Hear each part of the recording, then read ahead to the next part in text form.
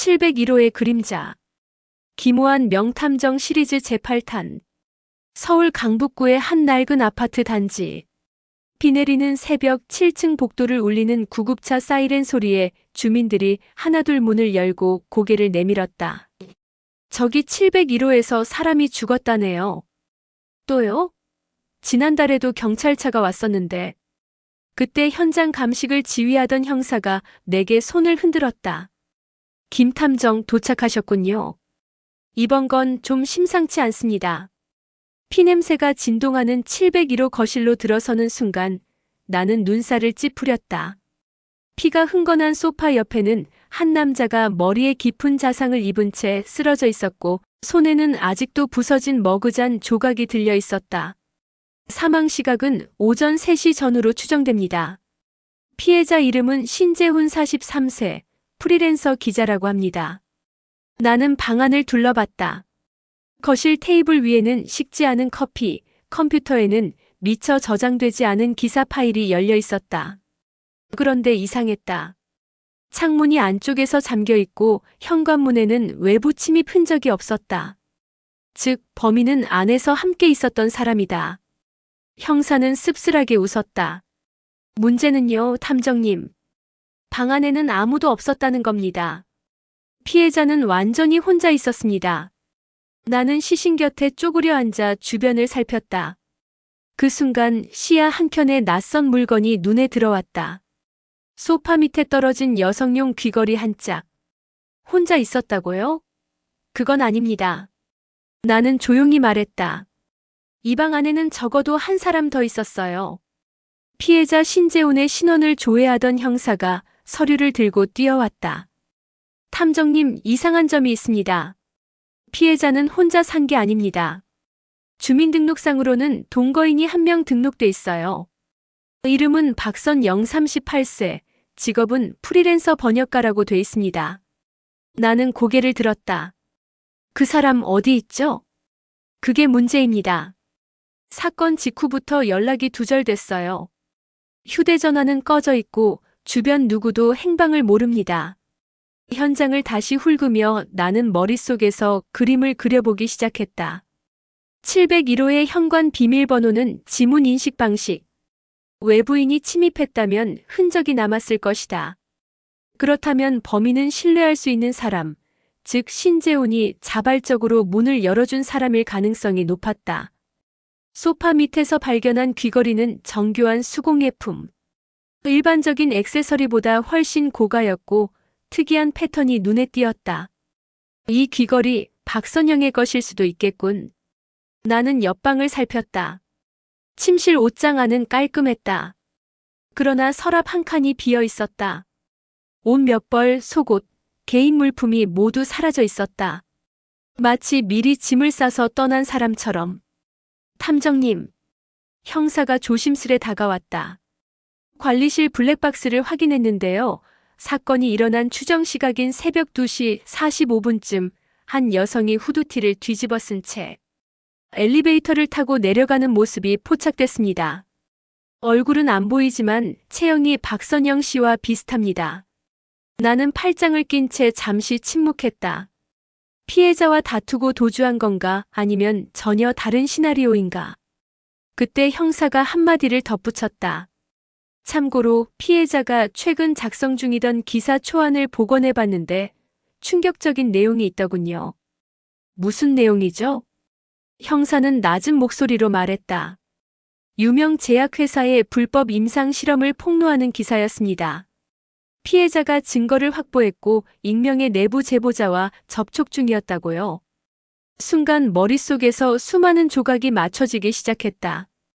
귀걸이, 사라진 동거인, 그리고 폭로 기사. 형사님. 나는 천천히 말했다. 이건 단순한 살인이 아닐 수도 있습니다. 이건 누군가 입을 막기 위해 계획한 일일지도 몰라요. 그리고 그 순간 내 휴대폰으로 한 통의 문자가 도착했다. 발신인은 알 수 없었다. 짧은 한 줄. 그러나 등골을 서늘하게 만드는 문장. 박선영을 찾지 마세요. 찾는 순간 다음은 당신입니다. 박선영을 찾지 말라는 익명의 문자를 받은 순간 나는 직감했다. 이 사건은 생각보다 훨씬 더 거대한 무언가와 연결돼 있다는 것을. 하지만 탐정의 본능은 늘 그렇듯 하지 말라는 말에 오히려 반드시 해야 한다는 결심을 불러일으킨다. 그날 오후 나는 아파트 관리실 CCTV 영상을 다시 분석하기 시작했다. 새벽 2시 45분 후드티 차림의 여인이 엘리베이터를 타고 내려가는 장면. 하지만 내가 눈여겨본 건 그녀가 어디로 갔는지가 아니었다. 엘리베이터 앞 벽면의 반사유리. 거기에 다른 사람의 그림자가 비쳐 있었다. 후드 여인을 따라가듯 몇 걸음 뒤에서 움직이는 그림자 하나. 키 약 180cm 남성. 마치 미행이라도 하듯 일정한 거리를 유지하고 있었다. 박선영은 혼자가 아니었다. 나는 즉시 관리실을 나와 1층 로비 근처 CCTV를 확보했다. 그리고 곧 이상한 장면을 발견했다. 새벽 2시 47분 아파트 정문으로 빠져나가는 후드 여인의 뒤를 따라 검은 패딩 차림의 남자가 나타난 것. 얼굴은 마스크와 모자로 가려져 있었지만 오른쪽 다리를 약간 절뚝이는 걸음걸이가 눈에 띄었다. 그때였다. 뒤에서 낮은 목소리가 들려왔다. 그 여자 찾으려는 거죠? 돌아보니 아파트 경비 아저씨가 서 있었다. 주름진 얼굴에는 주저하는 기색이 역력했다. 혹시 무슨 걸 보셨습니까? 그는 잠시 말을 아끼더니 조심스럽게 입을 열었다. 그날 새벽 이상한 소리를 들었습니다. 701호 쪽에서 뭔가 떨어지는 듯한 굉음이 나고 잠시 뒤 여자의 비명이 들렸어요. 그런데 몇 분 뒤 남자의 목소리가 들렸습니다. 남자요? 네. 시간이 없다고 서두르자고 말하더군요. 2~3명쯤 되는 것 같았습니다. 그의 말이 끝나자 내 머릿속에서는 퍼즐 조각이 다시 조립되기 시작했다. 피해자 신재호는 기사로 제약회사의 불법을 폭로하려 했다. 그에게는 내부 제보자가 있었다. 그리고 박선영이 사라지기 직전 적어도 2명의 남자가 701호에 있었다. 단순한 살인이 아니라 조직적인 제거의 가능성이 급격히 높아졌다. 그날 밤 나는 신재훈의 취재 메모를 살펴보다가 눈을 의심했다. 메모 한 구석에 적힌 단어 하나가 내 시선을 붙잡았다.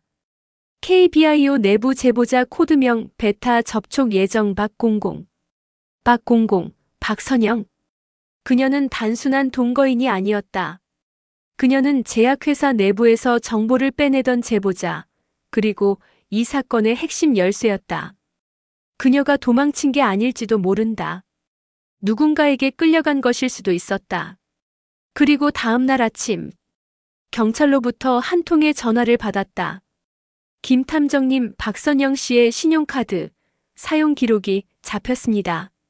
사건 당일 새벽 3시 30분 시 외곽의 한 폐공장에서 결제 흔적이 있습니다. 폐공장. 어딘가 낯익은 단어였다. 내 오랜 경험상 그런 곳은 언제나 진실이 숨겨진 가장 어두운 장소였다. 서울 외곽, 오래전 폐쇄된 제약공장. 녹슨 철문 너머로 들어서자 공장 안은 적막했다. 창문은 깨져 있었고 바닥은 먼지와 부서진 유리 조각으로 뒤덮여 있었다. 하지만 내 직감은 말했다. 누군가 최근 이곳을 사용했다. 형사 박 팀장과 나는 플래시를 켜고 천천히 안으로 들어섰다. 공장 안쪽 한켠 녹슨 철제 문이 살짝 열려 있었다. 그 안을 들여다본 순간 숨이 멎었다. 의자에 손이 묶인 채 앉아있는 여인. 바로 박선영이었다. 박선영 씨. 내가 다가서자 그녀는 고개를 힘겹게 들었다. 눈가에는 멍이 있었고 입가에는 테이프 자국이 선명했다. 그들이 아직 근처에 있어요. 그녀의 목소리는 거의 속삭임에 가까웠다. 그 순간 어둠 속에서 딱 하는 소리가 들렸다. 자동장치가 작동되는 소리문이 잠겼다. 이봐, 문이 왜? 형사가 소리치려는 찰나 천장에서 무언가가 떨어졌다. 검은 연기가 공장을 채우기 시작했다. 눈과 코를 자극하는 화학 냄새. 최루가스였다. 뒤로 물러나세요. 가스입니다. 나는 재빨리 손수건을 입과 코에 대고 박선영의 결박을 풀었다. 하지만 출구는 이미 잠겨 있었다. 그때 스피커에서 낯선 목소리가 들려왔다. 낮고 차분한 남자의 목소리였다. 김호한, 당신이 여기까지 올 줄은 몰랐습니다. 누구지? 나는 소리쳤다. 당신이 찾는 진실 따위 세상에 존재하지 않습니다. 기자는 죽었고 제보자는 이제 사라질 겁니다. 이 사건은 이미 정리됐어요. 내가 KBIO 쪽이지. 남자는 잠시 침묵하다가 웃음을 터뜨렸다. 답은 중요하지 않습니다. 중요한 건 당신도 여기서 나갈 수 없다는 것이죠. 스피커가 꺼지는 순간 철문 반대편에서 무거운 발소리가 들려왔다. 검은 마스크를 쓴 남성 2명. 그중 한 명은 CCTV에서 본 절뚝거리는 걸음을 하고 있었다. 형사님 뒤로. 나는 몸을 낮추고 박선영을 감쌌다.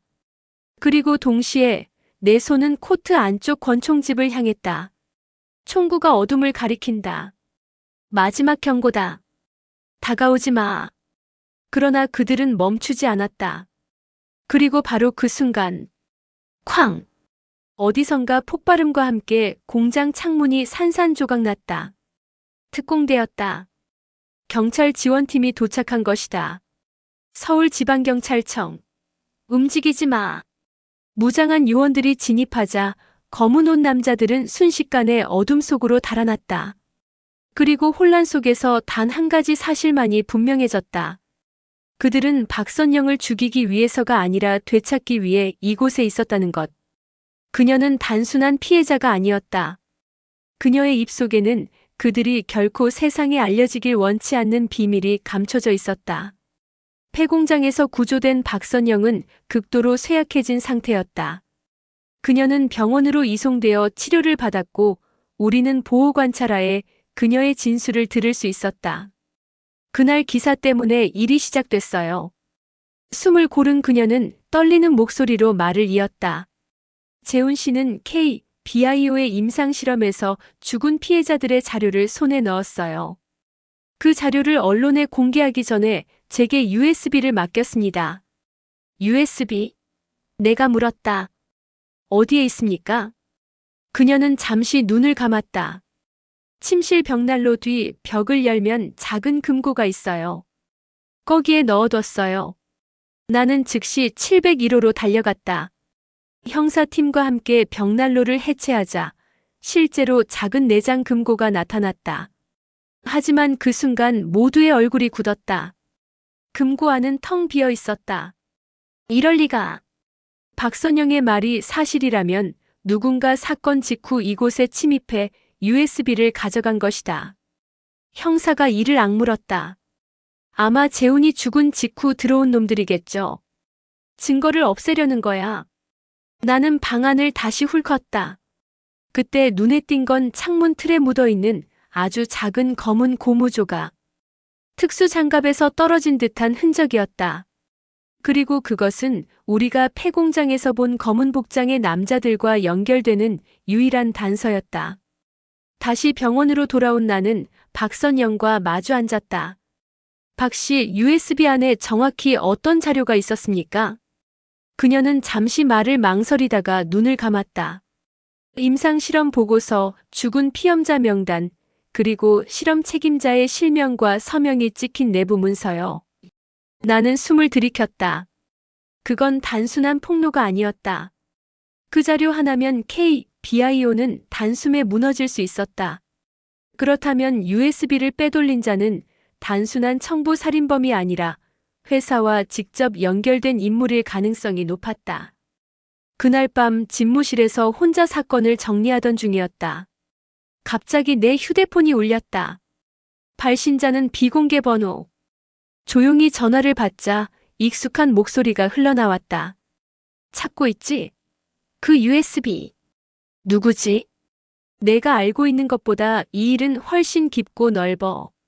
너도 박선영도 재훈도 모두 실험의 일부였을 뿐이야. 무슨 뜻이야? 너 누구야? 조만간 만나게 될 거다. 그 전에 충고 하나.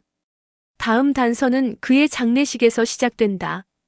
뚝 전화는 끊겼다. 그의 장례식이라니 누구를 말하는 걸까? 머릿속이 복잡하게 얽히는 순간 형사 박 팀장에게서 연락이 왔다. 김 탐정 방금 연락이 왔습니다. 신재훈의 시신을 부검한 국과수에서 이상한 결과가 나왔어요. 무슨 결과입니까? 그의 혈액에서 약물 실험용 신종 화합물이 검출됐습니다. 즉, 그는 단순히 살해된 게 아니라 실험체였을 수도 있다는 겁니다. 아파트 1204호 거실은 이미 몇 시간 전보다 훨씬 어수선해져 있었다. 현장을 덮고 있던 차가운 공기는 여전히 가시지 않았고 형광등 불빛은 살인사건의 잔혹한 흔적을 서늘하게 비추고 있었다. 김 형사, 증거물이 이상해. 나는 현장을 살피던 박경희에게 다가가 조용히 말했다. 무슨 말이죠? 처음 우리가 도착했을 때 여기 탁자 위에 있던 커피잔.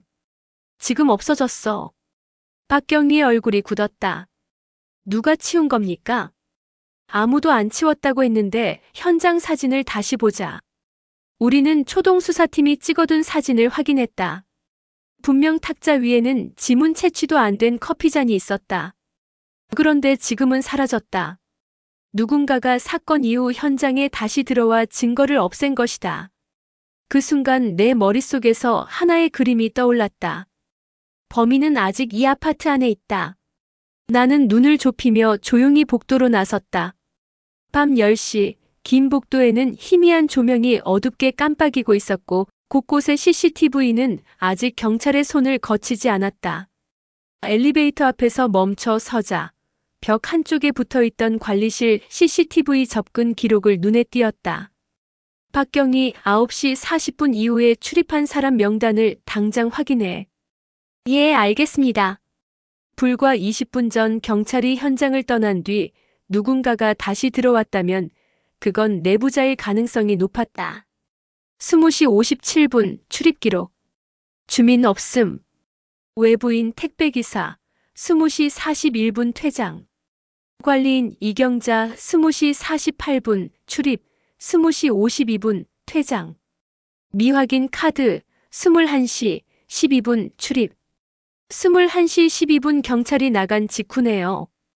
누군가 키카드를 복제했거나 이미 살던 사람일 수 있어. 나는 관리소장에게 부탁해 해당 시간대 CCTV를 확보했다. 화면에 잡힌 건 충격적이었다.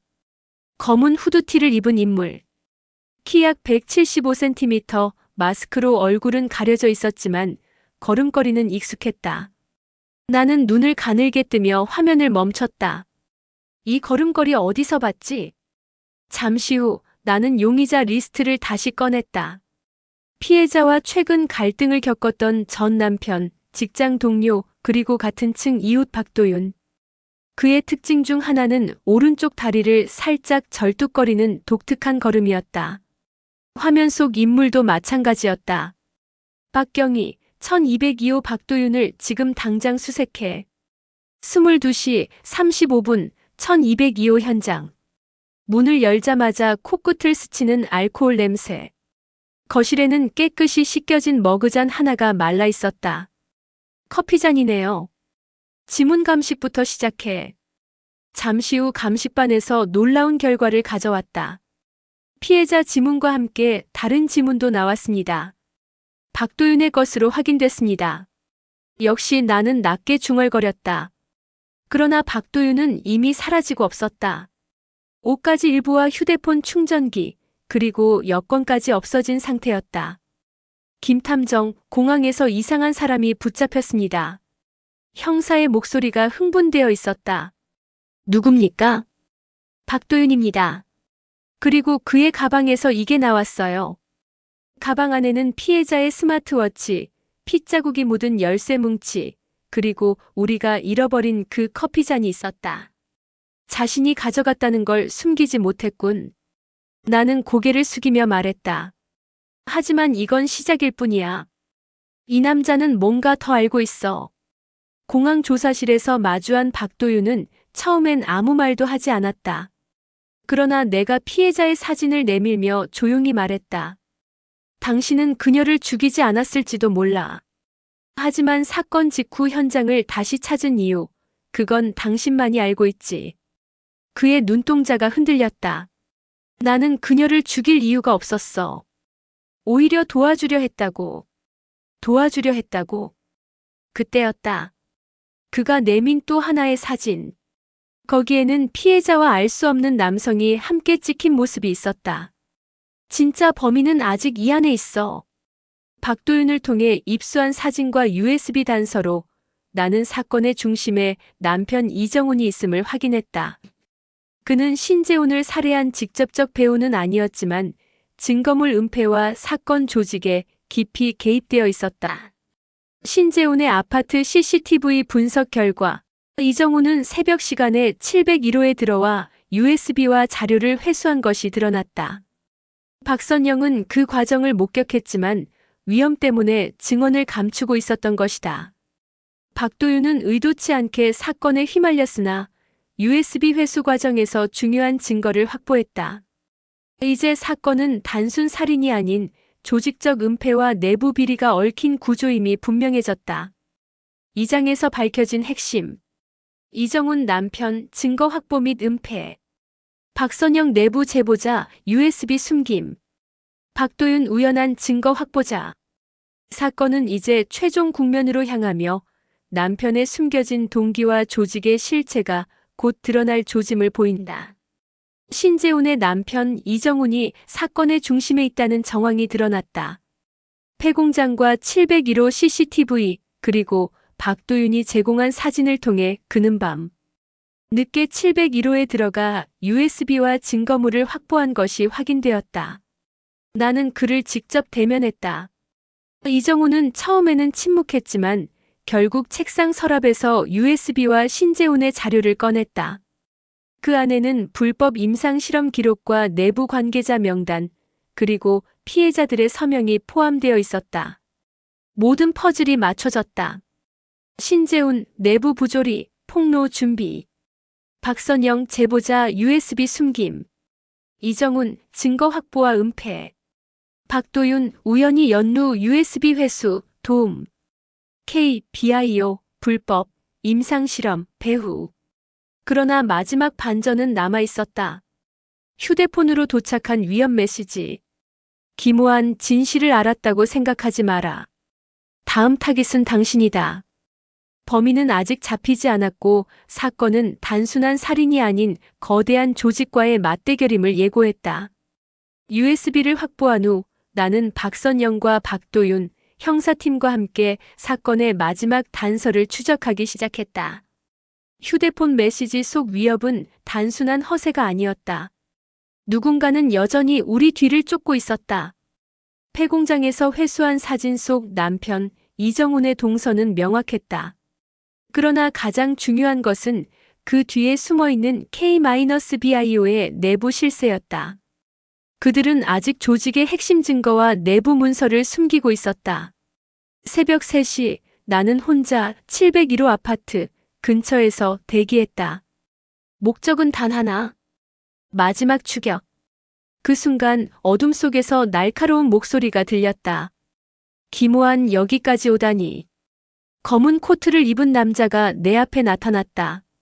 얼굴은 마스크로 가려져 있었지만 눈빛은 날카롭게 번뜩였다. 당신이 USB를 가져간 건 알고 있어. 하지만 아직 끝나지 않았다. 나는 총을 겨누며 낮게 말했다. 끝나지 않았다고. 당신이 바로 이번 사건의 진짜 배우입니까? 그는 미소를 지었다. 끝은 곧 시작이 될 뿐이죠. 그 순간 박선영과 박도윤이 나타나 뒤에서 협공했다. 남자는 순간적으로 혼란스러워하며 달아나려 했지만 경찰 특공대가 나타나 출구를 차단했다. 마지막 순간 그는 손에 들고 있던 USB를 떨어뜨렸고 나는 재빨리 회수했다. 사건은 끝났다. 이정훈과 KBIO의 핵심 실세들은 모두 체포되었고 박선영은 안전하게 보호를 받았다. USB 속 자료는 언론에 의해 공개되었으며 불법 임상실험은 드러나 사회적 파문을 일으켰다. 나는 701호 아파트를 마지막으로 둘러보았다. 벽난로 속 금고, 침대 밑의 흔적, 그리고 폐공장의 그림자 모든 것이 이제 과거가 되었다. 박선영이 내게 다가와 조용히 말했다. 탐정님 감사합니다. 덕분에 모든 진실이 밝혀졌어요. 하지만 저는 이제 세상 밖에서 살 수밖에 없겠죠. 나는 고개를 끄덕였다. 진실은 밝혀졌지만 사람들의 마음속 그림자는 쉽게 사라지지 않습니다. 그럼에도 앞으로 나아가는 것이 중요하죠. 그리고 마지막으로 나는 조용히 701호를 나섰다. 아파트 복도에는 아직도 긴장감이 남아 있었지만 이제 살인과 음모의 그림자는 사라지고 새로운 하루가 밝아오고 있었다.